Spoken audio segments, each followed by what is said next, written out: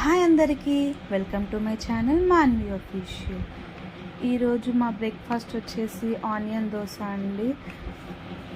ఈ దోశ పిండి ఉన్నదండి మనకు సగం టెన్షన్ పోతుందండి. పొద్దున లేవాలి, ఏం చేయాలి అని.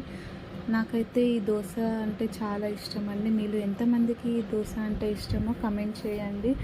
నాకైతే ఈ దోశ మీద ఆనియన్ ఇంకా మిర్చి అలాగే పల్లి కారం పొడి వేసుకొని తింటే చట్నీ కూడా అవసరం లేదండి. అలానే చాలా మంచిగా అనిపిస్తుంది నాకు. ఇంతకీ మీలో ఎంతమందికి ఈ పల్లి కారం పొడి రెసిపీ కావాలో కమెంట్ చేయండి. నేను ఖచ్చితంగా నెక్స్ట్ వీడియోలో రెసిపీ షేర్ చేస్తాను. ఈ వీడియోలో నేను ఎన్ని దోశలు వేసుంటానో లెక్క పెట్టి కౌంట్ చేసి కమెంట్ చేయండి. చూద్దాం మీలో ఎంతమంది కరెక్ట్గా చెప్తారో. అలాగే మీలో ఎంతమందికి ఈ దోశ వేయడమే కాదు తీయడం కూడా రౌండ్గా వస్తుందో చెప్పండి. నాకు మాత్రం ఒకప్పుడు అస్సలు వచ్చేది కాదు.